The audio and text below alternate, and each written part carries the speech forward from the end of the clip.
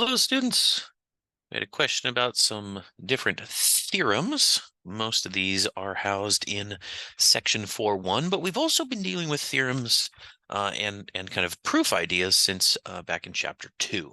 So this really isn't too much of a stretch, but we'll go through a few of the pieces to make sure we kind of get the big picture of what kind of where they come from and how we would kind of show that they are always true.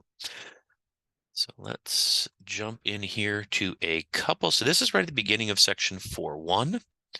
And in section 4.1, we had theorem 4.1, which is actually stated here at the top. If D is a factor of A, then D is a factor of any multiple of A. And this is a really handy one. Like this is probably like, if you're looking for it, I'd be like, that's a pretty good one right there. So what it says is if D divides A, then D divides A times N. And again, here we're talking about N is an element of the whole numbers. So any number that's a whole number would work just fine here. Okay. If you want to see it with numbers, put some numbers in. So just make sure whenever you see a D, put in the same number. So this would be like 7. If 7 divides, I don't know, let's say 21, we have to pick something that it does divide. So 7 divides 21. That means that 7 must divide 21 times any number. So for example, 21 times 4. So really what this is saying, you may not see it written this way. You might instead see 21 times 4 just written as 84. If 7 divides 21, then it has to divide 84. And the reason is because 84 is a multiple of 21. So again, if you can make groups of 7 out of 21, you will be able to make groups of 7 out of 84 because what you've done is you've taken the 21, make your groups of 7, and then you just repeat that 4 times. So that's the idea behind the theorem. The theorem is simply a statement. Usually it's a statement that is an if-then statement, but it could be biconditional. Some of these are if and only if. But this one is just kind of a straight statement. So let's see here. Let me jump in and I'm going to share a new screen. Okay, so now what would it mean to prove? Whoa, how did I go to, I went to green. I'm sorry about that. I don't know how I went to green so quickly.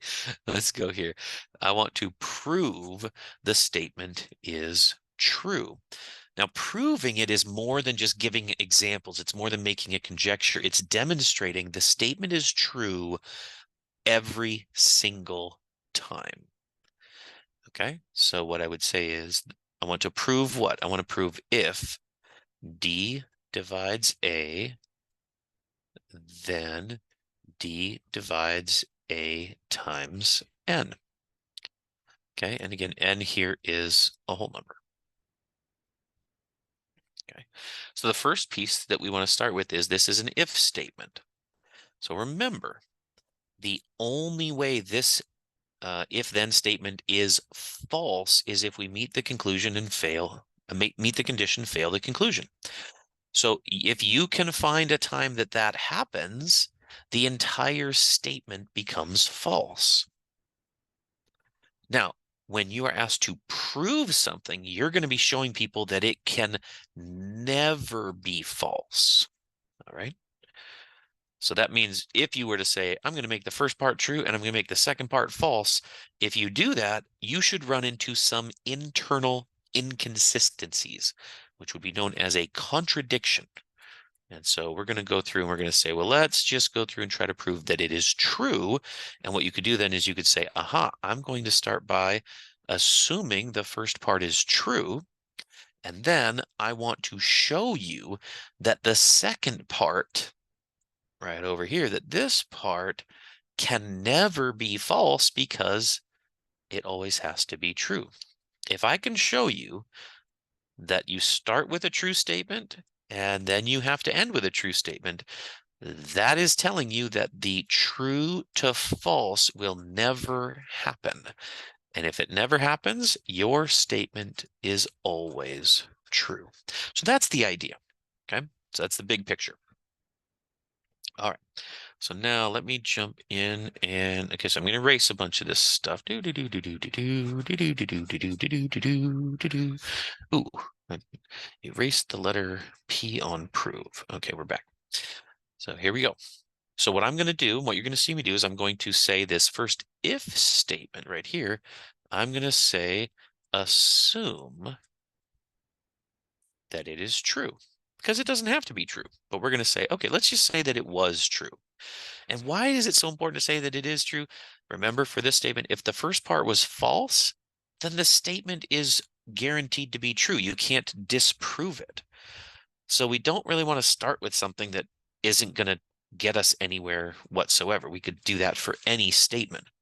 So we want to find a time where we could have an issue, and that means we're going to assume that D divides A. Remember, this is a statement. When you say assume D divides A, you're assuming the statement is true. And now what I'm going to do is I'm going to remind everybody, what does it mean when I say that something divides? Ah, D divides A. That means that A must be equal to D times some number. And that number has to be a whole number. That element shape, I can't even live with that. I got to do better than that. Is an element of the whole numbers. Now, if you want a kind of a quick number example, anytime, if you say, okay, wait a minute, 7 divides 21. How come? Because 21 equals 7 times 3. And notice 3 is an element of the whole numbers. It's one of the whole numbers. So again, there you go. So this is my definition of divide. So now what do I have? I've turned a statement into an equation. And what's great about an equation? Well, I love equations because I can do things with equations like multiply on both sides or add to both sides. All of the algebra that you've had before comes into play. And so let's bring that down. Now, when I'm sitting here, what have I done so far? I'm going to pause for a second, so I'm trying not to lose you here. But I started by assuming this piece was true. My goal is to demonstrate to you that the second piece is true. And that means I need to show that D has to divide A times N, not A. Right now, all I know is it divides A. So I got a little bit of work to do. I need an A times N. And that's what triggers me to say, wait a minute, why don't I use algebra to multiply both sides of this equation by N? So I'm going to leave a little blank space to show you exactly what I'm doing on both sides. I'm going to multiply by N on both sides. Why? It's an equation, and you can multiply on both sides. That's the first reason. And the second reason is I really need to get an A times N in here. And so I multiply A times N. And again, N is some whole number. And right now, if you're really looking at this, I really had D times K before, so I should have parentheses here. And then what's great about it is I can use the associative property to regroup those.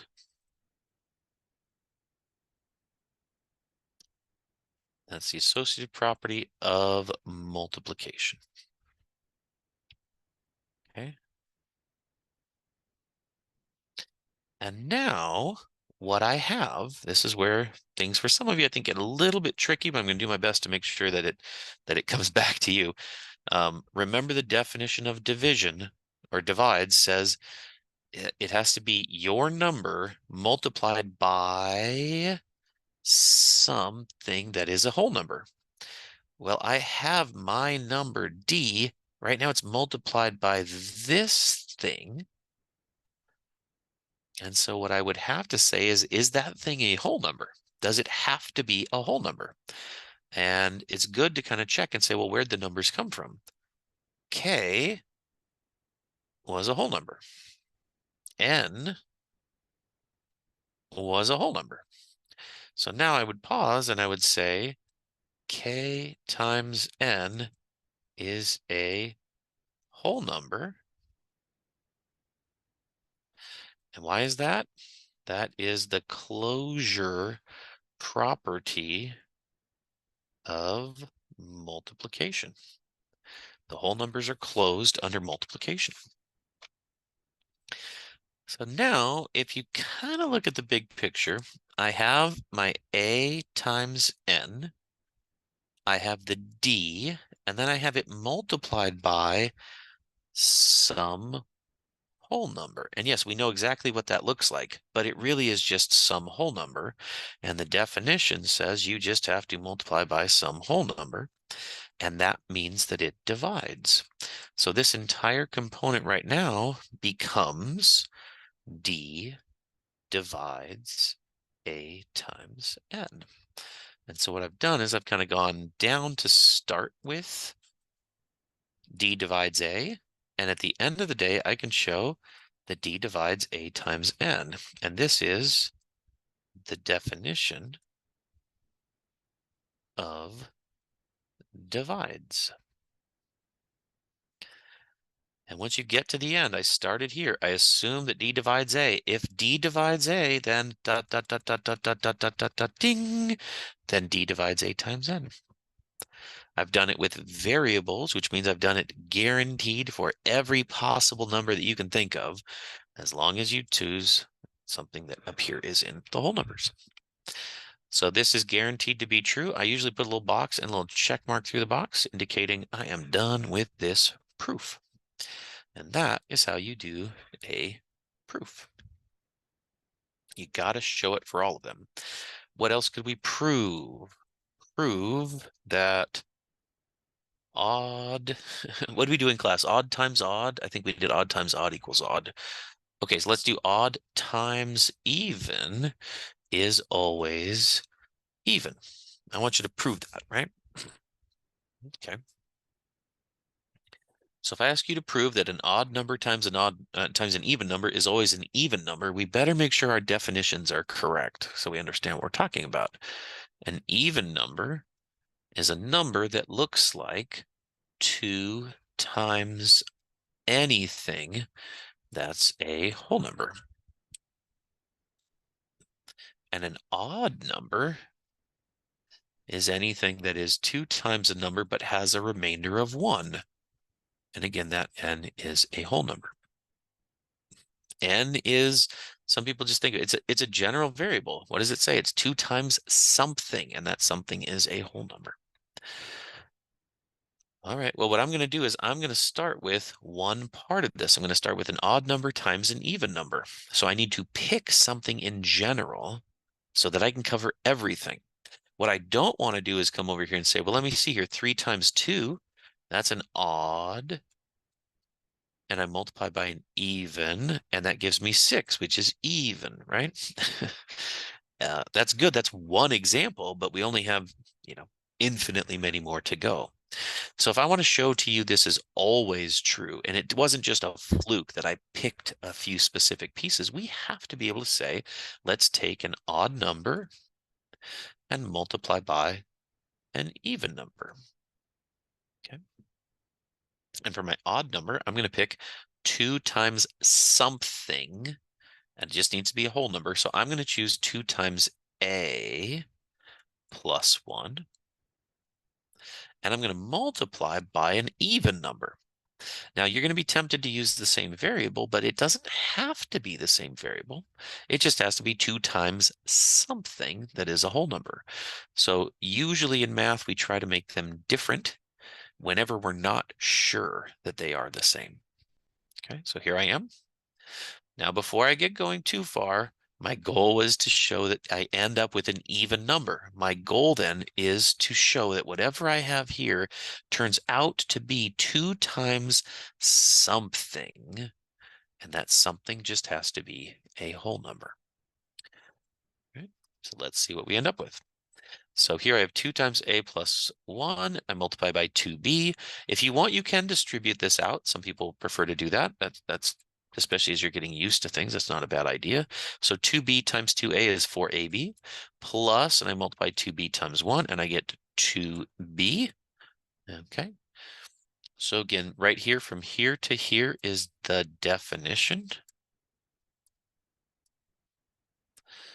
of odd and even. The next step down is the distributive property of multiplication over addition. And then remember, what's my goal? I really want to show you, I so hope that at the end of the day, this is an even number. But if this is an even number, it better look like 2 times something is what it's supposed to look like. Remember, that's the definition of an even number. So 2 times what? Well, you might be able to see that there is a factor of 2 here in each one. So factor it out. You're left with 2ab plus just b, because that's if I divide the 2 out. Okay, what did I do right here? This would just be called factoring. It's actually using the distributive property of multiplication over addition. It's just undistributing. Okay. Now, this is about it. So what I have to show you now is I've got a 2 in front. I feel good about that. That matches the definition. I just need to show you this component right here has to be a whole number. Well, let's see here. So 2ab is a whole number, and that's because of the closure property of multiplication. And we know b is a whole number because that was from our definition. B came from an even number, so we had something that was a whole number from our definition. And then that means that 2ab plus b has to be a whole number, and that is the closure property of addition, because now I'm adding them together. So what does that tell me? That tells me that I end up with 2 times this thing, and we just showed that this thing is a whole number. So now what did I start with? Odd times even. So now I can come down here and say odd times even is equal to what? It's equal to this thing, which is 2 times a whole number, and that makes it an even number.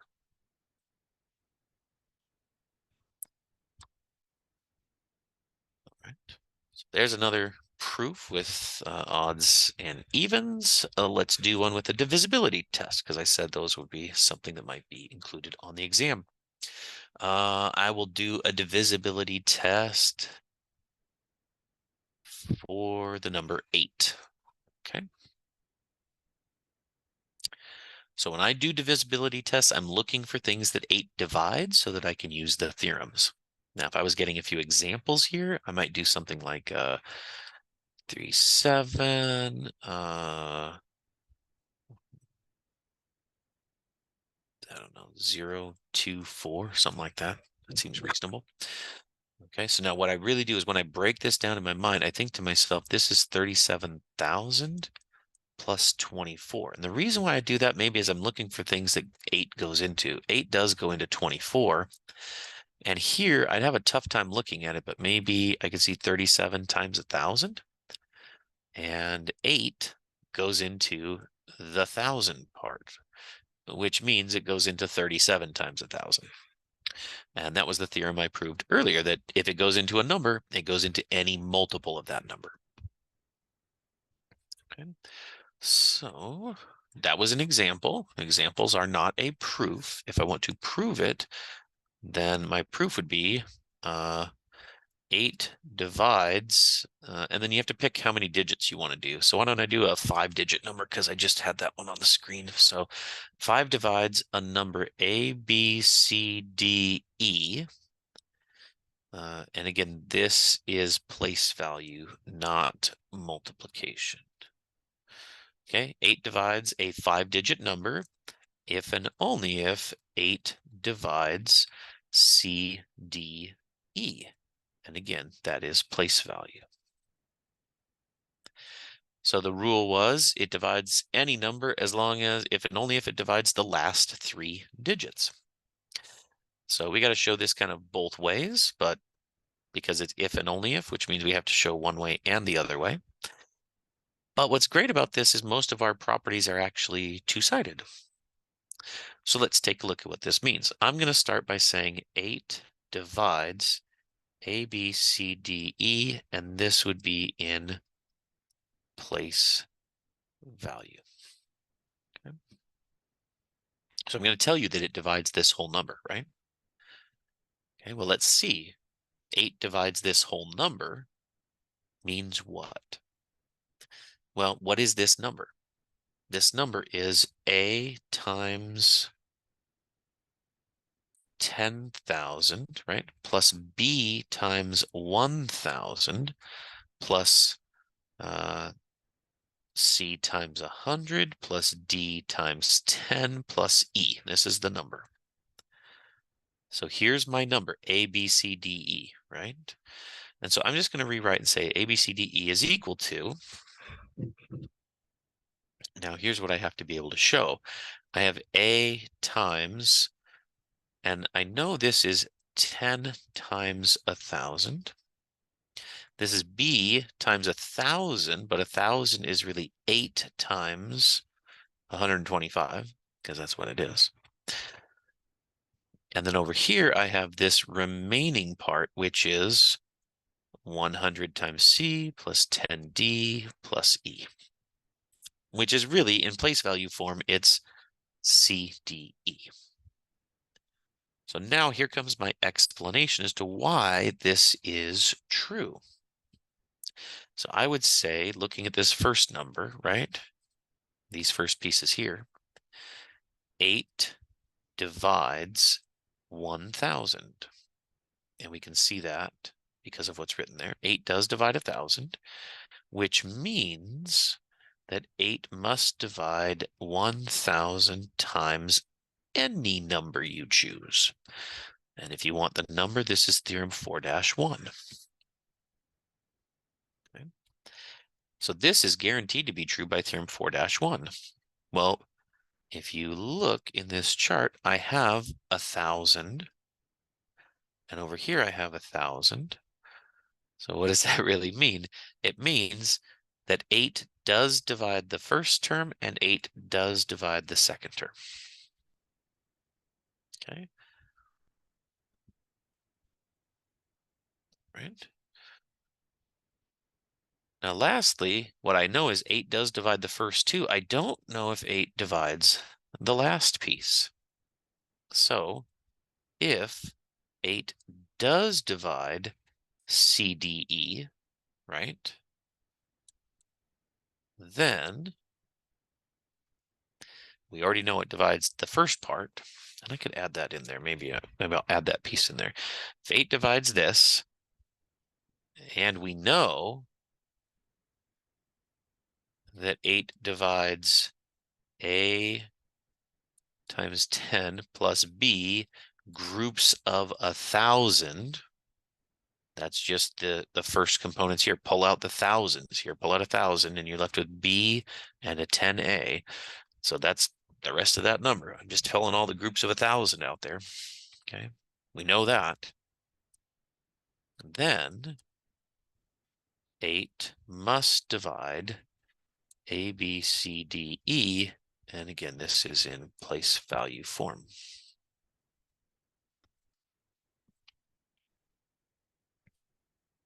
Okay. Now this whole number that we wrote out here is really A, B, C, D, E. And so if you were to take these two components that you know and bring them to the other side of kind of this equation that we have here, then we will be able to say the second direction, which is if 8 divides A, B, C, D, E, and again, that's in place value format, then we already know 8 has to divide AB times 1,000. That's what we kind of had up here. And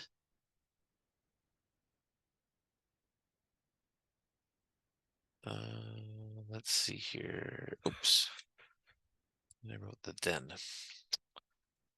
Got too ambitious writing then. What I needed to write was an and.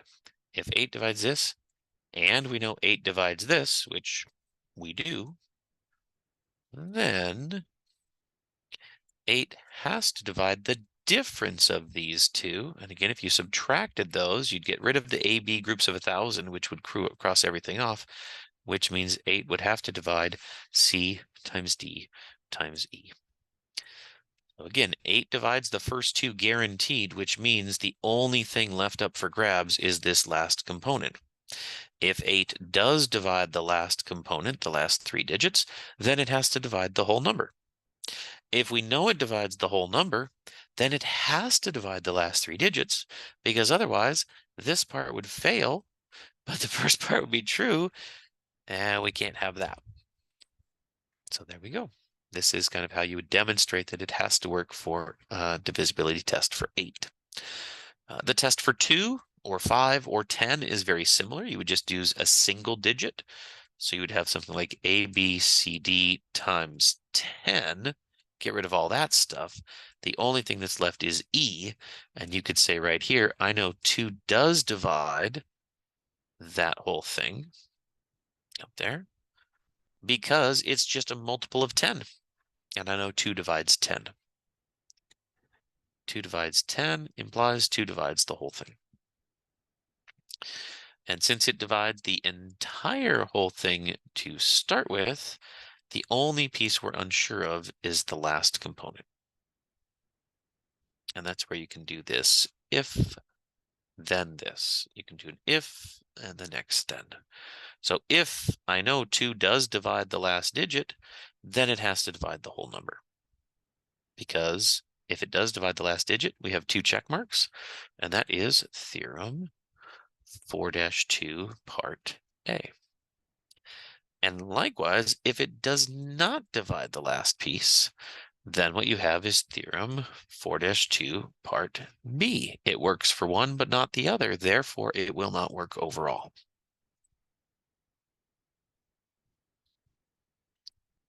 So there you go. Some examples of proofs. And again, if you are kind of new to proofs, the idea is just making sure it's very clear to everyone who's watching or reading that there is no way that it couldn't be exactly what I am saying. There's no way this statement could be false. You'll never find a counterexample. That's why the reasoning skill is important, and that's why how you write things out in your definitions is also important. All right, that does it for now. Off you go.